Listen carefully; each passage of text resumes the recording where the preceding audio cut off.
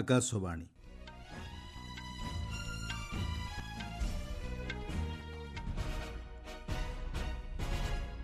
ସମ୍ବାଦ ପଢ଼ୁଛନ୍ତି ସତ୍ୟବ୍ରତ ବେହୁରା। ଦ୍ୱିପାକ୍ଷିକ ଅର୍ଥନୀତିକୁ ଦ୍ୱିଗୁଣିତ କରିବା ଲକ୍ଷ୍ୟ ନେଇ ଆଜି ନୂଆଦିଲ୍ଲୀରେ ସ୍ୱାକ୍ଷରିତ ହେବ ଭାରତ ନ୍ୟୁଜିଲାଣ୍ଡ ମୁକ୍ତ ବାଣିଜ୍ୟ ଚୁକ୍ତିନାମା। ପଶ୍ଚିମବଙ୍ଗରେ ଅନ୍ତିମ ପର୍ଯ୍ୟାୟ ବିଧାନସଭା ନିର୍ବାଚନ ନିମନ୍ତେ ଆଜି ଶେଷ ହେବ ପ୍ରଚାର କାର୍ଯ୍ୟ। 5 ଦିନିଆ ହିମାଚଳ ପ୍ରଦେଶ ଗସ୍ତରେ ଯାଇ ଆଜି ସିମଲାରେ ପହଞ୍ଚିଲେ ରାଷ୍ଟ୍ରପତି ଦ୍ରୌପଦୀ ମୁର୍ମୁ। ରାଷ୍ଟ୍ରୀୟ ବାଲ୍ ପୁରସ୍କାର ପାଇଁ ଆବେଦନ ପ୍ରକ୍ରିୟା ଆରମ୍ଭ। ଜୁଲାଇ ମାସ 31 ତାରିଖ ସୁଦ୍ଧା ଆବେଦନ କରିପାରିବେ 5ରୁ 18 ବର୍ଷ ବୟସର କିଶୋର କିଶୋରୀ। ଏବଂ IPL କ୍ରିକେଟରେ ଆଜି ଅନୁଷ୍ଠିତ ହେବ ଦିଲ୍ଲୀ କ୍ୟାପିଟାଲ୍ସ ଏବଂ ରୟାଲ ଚ୍ୟାଲେଞ୍ଜର୍ସ ବେଙ୍ଗାଲୁରୁ ମଧ୍ୟରେ ମ୍ୟାଚ୍।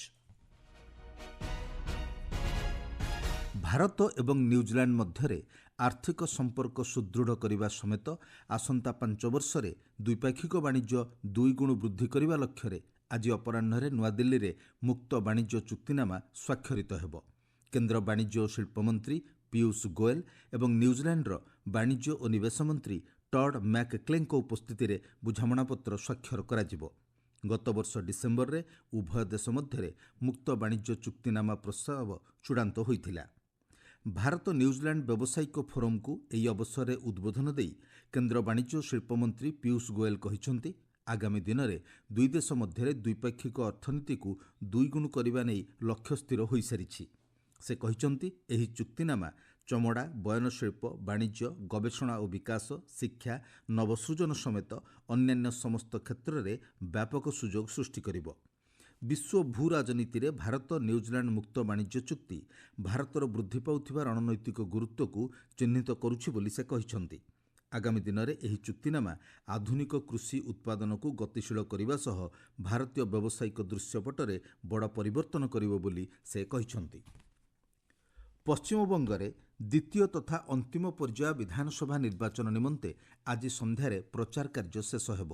ଆସନ୍ତା 29 ତାରିଖ ଦିନ ବଳକା 142ଟି ଆସନରେ ମତଦାନ ଅନୁଷ୍ଠିତ ହେବ।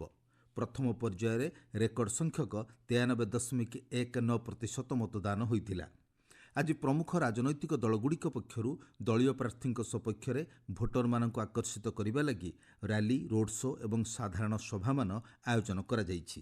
ବିଜେପିର ବରିଷ୍ଠ ନେତା ତଥା ପ୍ରଧାନମନ୍ତ୍ରୀ ନରେନ୍ଦ୍ର ମୋଦି ଆଜି ପଶ୍ଚିମବଙ୍ଗର ଜିଲେପି ମଠଠାରେ ଏକ ନିର୍ବାଚନୀ ସଭାକୁ ଉଦ୍ବୋଧନ ଦେଇ 1857 ଭାରତର ପ୍ରଥମ ସ୍ୱାଧୀନତା ସଂଗ୍ରାମରେ ବାରାକପୁରର ଗୁରୁତ୍ୱପୂର୍ଣ୍ଣ ଭୂମିକା ସମ୍ପର୍କରେ ଅବତାରଣା କରିଥିଲେ।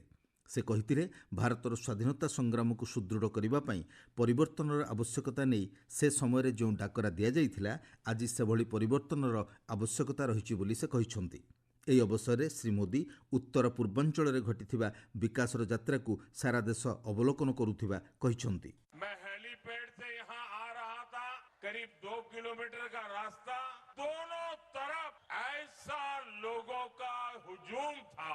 मैं कल्पना नहीं कर सकता हूं कि सुबह सुबह हजारों लोग आशीर्वाद देने के लिए आए। इससे बड़ा सौभाग्य क्या हो सकता है। बंगाल में जहां जहां गया हूं, बंगाल के लोगों का जो मैंने मिजाज देखा है, मैं इस विश्वास के साथ वापस जा रहा हूं कि 4 मई के नतीजों के बाद बीजेपी के शपथ ग्रहण समारोह में मुझे आना ही है। ଆଗାମୀ ଦିନରେ ପଶ୍ଚିମବଙ୍ଗରେ ଐତିହାସିକ ପରିବର୍ତ୍ତନ ଘଟିବ ବୋଲି ପ୍ରଧାନମନ୍ତ୍ରୀ କହିଛନ୍ତି। ଅନ୍ୟପକ୍ଷରେ ପଶ୍ଚିମବଙ୍ଗ ମୁଖ୍ୟମନ୍ତ୍ରୀ ତଥା ତୃଣମୂଳ କଂଗ୍ରେସ ନେତ୍ରୀ ମମତା ବାନାର୍ଜୀ ବିଭିନ୍ନ ସ୍ଥାନରେ ନିର୍ବାଚନୀ ସଭାମାନ ଆୟୋଜନ କରୁଛନ୍ତି। ଦଳୀୟ ପ୍ରାର୍ଥୀଙ୍କ ପାଇଁ ଯାଦବପୁରର ସୁକାନ୍ତ ସେତୁରୁ ଆରମ୍ଭ କରି ଟାଲିଗଞ୍ଜ ପର୍ଯ୍ୟନ୍ତ ରୋଡ୍ ଶୋ ଏବଂ ରାଲିମାନ ଆୟୋଜନ କରାଯାଇଛି। ଦଳର ସର୍ବଭାରତୀୟ ମହାସଚିବ ଅଶୋକ ବାନାର୍ଜୀ ମଧ୍ୟ ହୁଗୁଲି, ଆରାମବାଗ, ରାଣାଘାଟ ସମେତ ଅନ୍ୟାନ୍ୟ ବିଧାନସଭା ଅଞ୍ଚଳର ପ୍ରାର୍ଥୀମାନଙ୍କ ପାଇଁ ପ୍ରଚାର କରୁଛନ୍ତି। ପ୍ରଧାନମନ୍ତ୍ରୀ ନରେନ୍ଦ୍ର ମୋଦି ଆଜି 2 ଦିନିଆ ସିକିମ୍ ଗସ୍ତରେ ଯାଇ ଗ୍ୟାଙ୍ଗଟକ୍ରେ ପହଞ୍ଚିବେ। ଶ୍ରୀ ମୋଦି ସିକିମ୍ର 50 ବର୍ଷର ରାଜ୍ୟ ପ୍ରତିଷ୍ଠାର ସମାପନୀ ଉତ୍ସବରେ ଯୋଗଦେବେ।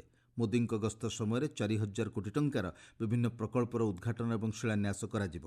ପ୍ରଧାନମନ୍ତ୍ରୀ ଆଜି ଅପରାହ୍ନରେ ସେଠାରେ ଏକ ରୋଡ୍ ଶୋରେ ଅଂଶଗ୍ରହଣ କରିବେ। ପରେ ସେ ବିଜେପି କର୍ମୀଙ୍କ ସହ ଆଲୋଚନା କରିବେ। ଆସନ୍ତାକାଲି ଗସ୍ତର ଦ୍ୱିତୀୟ ଦିନରେ ଶ୍ରୀ ମୋଦି ପାଲଜୋର ଷ୍ଟାଡିୟମରେ ସିକ୍କିମର 50ତମ ରାଜ୍ୟ ପ୍ରତିଷ୍ଠା ଉତ୍ସବର ସମାପନୀ ଉତ୍ସବରେ ଅଂଶଗ୍ରହଣ କରିବେ। ସେଠାରେ 4,000 କୋଟି ଟଙ୍କାରୁ ଅଧିକ ମୂଲ୍ୟର ବହୁବିଧ ବିକାଶ ପ୍ରକଳ୍ପର ଉଦ୍ଘାଟନ, ଶୁଭାରମ୍ଭ ଏବଂ ଶିଳାନ୍ୟାସ କରିବେ। ବିକାଶ ପ୍ରକଳ୍ପଗୁଡ଼ିକ ମଧ୍ୟରେ ଭିତ୍ତିଭୂମି ସଂଯୋଗୀକରଣ, ସ୍ୱାସ୍ଥ୍ୟସେବା, ଶିକ୍ଷା, ଶକ୍ତି, ସହରାଞ୍ଚଳ ବିକାଶ, ପରିବେଶ, ପର୍ଯ୍ୟଟନ ଏବଂ କୃଷିକ୍ଷେତ୍ର ରହିଛି। ଆପଣମାନେ ସମ୍ବାଦ ଶୁଣୁଛନ୍ତି ଆକାଶବାଣୀରୁ। 5 ଦିନିଆ ହିମାଚଳ ପ୍ରଦେଶ ଗସ୍ତରେ ଯାଇ ରାଷ୍ଟ୍ରପତି ଦ୍ରୌପଦୀ ମୁର୍ମୁ ସିମ୍ଲାରେ ପହଞ୍ଚିଛନ୍ତି। ହିମାଚଳ ପ୍ରଦେଶ ରାଜ୍ୟପାଳ କବିନ୍ଦର ଗୁପ୍ତା, ମୁଖ୍ୟମନ୍ତ୍ରୀ ସୁଖବିନ୍ଦର ସିଂ ସୁଖୁ, ବାଚସ୍ପତି କୁଲଦୀପ ସିଂ ପଠାନିଆ, ପଞ୍ଚାୟତିରାଜ ମନ୍ତ୍ରୀ ଅନିରୁଦ୍ଧ ସିଂ, ସାଂସଦ ସୁରେଶ କୁମାର କଶ୍ୟପ ଏବଂ ଅନ୍ୟ ବରିଷ୍ଠ ପ୍ରଶାସନିକ ଅଧିକାରୀମାନେ ରାଷ୍ଟ୍ରପତିଙ୍କୁ ସ୍ୱାଗତ କରିଥିଲେ। ଆସନ୍ତାକାଲି ଶ୍ରୀମତୀ ମୁର୍ମୁ ସିମ୍ଲାସ୍ଥିତ ରାଜ୍ୟପାଳଙ୍କ କାର୍ଯ୍ୟାଳୟ ଲୋକଭବନରେ ଏକ ଭୋଜିରେ ଯୋଗଦେବେ। ଆସନ୍ତାକାଲି ରାଷ୍ଟ୍ରପତି ମଧ୍ୟ ଅଟଳ ଟନେଲ ପରିଦର୍ଶନ କରି ସୀମା ସଡ଼କ ସଂଗଠନର ଅଧିକାରୀମାନଙ୍କ ସହିତ ଆଲୋଚନା କରିବେ। ବୁଧବାର ଦିନ ରାଷ୍ଟ୍ରପତି ପାଲମପୁରସ୍ଥିତ ଚୌଧୁରୀ ସରୱନ କୁମାର ହିମାଚଳ ପ୍ରଦେଶ କୃଷି ବିଶ୍ୱବିଦ୍ୟାଳୟର ସମାବର୍ତ୍ତନ ଉତ୍ସବରେ ମୁଖ୍ୟ ଅତିଥି ଭାବେ ଯୋଗଦେବେ। ସେହିଦିନ ରାଷ୍ଟ୍ରପତି ସିମ୍ଲାରେ ଆୟୋଜିତ ହେଉଥିବା ଅନ୍ୟ ଏକ କାର୍ଯ୍ୟକ୍ରମରେ ସାମିଲ ହେବେ। ମଇ 1 ତାରିଖ ଦିନ ହିମାଚଳ ପ୍ରଦେଶ ଗସ୍ତର ଶେଷ ଦିନରେ ରାଷ୍ଟ୍ରପତି ସିମ୍ଲାରେ ଥିବା ସେନା ତାଲିମ କମାଣ୍ଡ ପରିଦର୍ଶନ କରିବାର କାର୍ଯ୍ୟକ୍ରମ ରହିଛି। ପ୍ରତିରକ୍ଷା ମନ୍ତ୍ରୀ ରାଜନାଥ ସିଂ ଆସନ୍ତାକାଲି କିର୍ଗିଜସ୍ତାନର ବିସ୍କେକ୍ଠାରେ ପ୍ରତିରକ୍ଷା ମନ୍ତ୍ରୀମାନଙ୍କ ସମ୍ମିଳନୀ ସାଂଘାଇ ସହଯୋଗ ବୈଠକରେ ଭାଗ ନେବେ। ସାମାଜିକ ଗଣମାଧ୍ୟମ ପୋଷ୍ଟରେ ଶ୍ରୀ ସିଂ କହିଛନ୍ତି, ଅସ୍ଥିର ପରିବେଶ ମଧ୍ୟରେ ବିଶ୍ୱଶାନ୍ତି ଲାଗି ଭାରତ ଏହି ବୈଠକରେ ନିଜ ପକ୍ଷ ଉପସ୍ଥାପନ କରିବ। ଭାରତ ଆତଙ୍କବାଦ ଏବଂ ଉଗ୍ରବାଦ ପ୍ରତି ଥିବା ଶୂନ୍ୟ ସହନଶୀଳତା ନୀତି ଉପରେ ମଧ୍ୟ ଏହି ସମ୍ମିଳନୀରେ ପ୍ରାଧାନ୍ୟ ଦେବ। ପ୍ରତିରକ୍ଷା ମନ୍ତ୍ରୀ କହିଛନ୍ତି, ସାଂଘାଇ ସହଯୋଗ ସଂଗଠନର ସଦସ୍ୟ ଦେଶମାନଙ୍କ ସହିତ ଫଳପ୍ରଦ ଆଲୋଚନା ନେଇ ସେ ଆଶାବାଦୀ। ଆଜି ସେହି ବୈଠକରେ ଯୋଗଦେବା ଲାଗି ପ୍ରତିରକ୍ଷା ମନ୍ତ୍ରୀ କିର୍ଗିଜସ୍ତାନ ଗସ୍ତ କରିଛନ୍ତି। ପ୍ରଧାନମନ୍ତ୍ରୀ ରାଷ୍ଟ୍ରୀୟ ବାଲ ପୁରସ୍କାର 2026 ପାଇଁ ଆବେଦନ ଆରମ୍ଭ ହୋଇଛି। ଜୁଲାଇ ମାସ 31 ତାରିଖ ସୁଦ୍ଧା 5ରୁ 18 ବର୍ଷ ବୟସର କିଶୋର କିଶୋରୀମାନେ ଏଥିପାଇଁ ଆବେଦନ କରିପାରିବେ। ରାଷ୍ଟ୍ରପତିଙ୍କ ଦ୍ୱାରା ଦିଆଯାଉଥିବା ଏହି ସମ୍ମାନଜନକ ଜାତୀୟ ସ୍ତରର ପୁରସ୍କାର ପ୍ରତ୍ୟେକ ବର୍ଷ ଦେଶରେ ଥିବା ପ୍ରତିଭାବାନ ଶିଶୁମାନଙ୍କୁ ପ୍ରଦାନ କରାଯାଇଥାଏ। ସାହସିକତା, ସମାଜସେବା, ପରିବେଶ, କ୍ରୀଡ଼ା, କଳା ଏବଂ ସଂସ୍କୃତି ତଥା ବିଜ୍ଞାନ ପ୍ରଯୁକ୍ତି ବିଦ୍ୟା କ୍ଷେତ୍ରରେ ପାରଦର୍ଶିତା ଥିବା ଶିଶୁମାନଙ୍କୁ ଏହି ବର୍ଗରେ ପୁରସ୍କାର ପ୍ରଦାନ କରାଯାଇ ଆସୁଛି। ଜୁଲାଇ 31 ତାରିଖ ସୁଦ୍ଧା ଇଚ୍ଛୁକ କିଶୋର କିଶୋରୀମାନେ ନ୍ୟାସନାଲ୍ ଆୱାର୍ଡ ପୋର୍ଟାଲ କିମ୍ବା awards.gov.in ପୋର୍ଟାଲରେ ଆବେଦନ କରିପାରିବେ। ପଞ୍ଜାବରେ ଚଣ୍ଡିଗଡ଼, ଲୁଧିଆନା, ପଟିଆଲା, ନଭା ଏବଂ ଜଳନ୍ଦର ସମେତ 11ଟି ସ୍ଥାନରେ ପ୍ରବର୍ତ୍ତନ ନିର୍ଦ୍ଦେଶାଳୟ ଇଡି ଚଢ଼ାଉ କରୁଛି। ପଞ୍ଜାବର ପୂର୍ବତନ ପୋଲିସ ଡିଆଇଜି ହରଚରଣ ସିଂ ଭୁଲାରଙ୍କ ସହ ଜଡ଼ିତ ଅର୍ଥ ଠକେଇ ମାମଲାରେ ଏହି ଚଢ଼ାଉ କରାଯାଉଥିବା ଜଣାପଡ଼ିଛି। ଏକ ଅପରାଧିକ ମାମଲାରେ ବେନିୟମ ଭାବେ ଅର୍ଥ ଆଦାୟ ନେଇ ଇଡି ପକ୍ଷରୁ ଚଢ଼ାଉ କରାଯାଉଛି। ରାଜ୍ୟସଭାରେ ବିଜେପି ସଦସ୍ୟ ସଂଖ୍ୟା 113କୁ ବୃଦ୍ଧି ପାଇଛି। ସାମାଜିକ ଗଣମାଧ୍ୟମ ପୋଷ୍ଟରେ ସଂସଦୀୟ ବ୍ୟାପାର ମନ୍ତ୍ରୀ କିରେନ ରିଜିଜୁ ସୂଚନା ଦେଇଛନ୍ତି, ରାଜ୍ୟସଭାରେ ଆମ ଆଦମୀ ପାର୍ଟିର 7 ଜଣ ସାଂସଦ ବିଜେପିରେ ସାମିଲ ହେବା ନେଇ ରାଜ୍ୟସଭା ଅଧ୍ୟକ୍ଷ ସିପି ରାଧାକୃଷ୍ଣନଙ୍କ ସ୍ୱୀକୃତି ପ୍ରଦାନ କରିଛନ୍ତି। ରାଘବ ଜଡ୍ଡା, ଡକ୍ଟର ଅଶୋକ କୁମାର ମିତ୍ତଲ, ସନ୍ଦୀପ ପାଠକ, ସ୍ୱାତି ମାଲିୱାଲ ଏବଂ ହରଭଜନ ସିଂ ପ୍ରମୁଖ ସାଂସଦ ଏଥିରେ ସାମିଲ ଅଛନ୍ତି। ଏହି 7 ଜଣ ସାଂସଦ ବିଜେପିରେ ଯୋଗଦେବା ପରେ ରାଜ୍ୟସଭାରେ ଆମ ଆଦମୀ ପାର୍ଟିର ସଦସ୍ୟ ସଂଖ୍ୟା 3କୁ ହ୍ରାସ ପାଇଛି।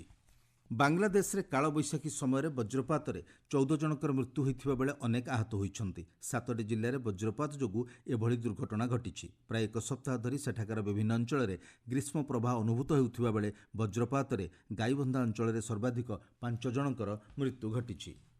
ଭାରତୀୟ ପାଣିପାଗ ବିଭାଗ ଜାତୀୟ ରାଜଧାନୀ ଦିଲ୍ଲୀ ସମେତ ବିଭିନ୍ନ ପ୍ରଦେଶରେ ଘଡ଼ଘଡ଼ି ସହ ବର୍ଷା ହେବା ନେଇ ପୂର୍ବାନୁମାନ କରିଛି। ଅନ୍ୟପକ୍ଷରେ ଦିଲ୍ଲୀରେ ଗ୍ରୀଷ୍ମ ପ୍ରବାହ ଜାରି ରହିବ ବୋଲି ସୂଚନା ମିଳିଛି।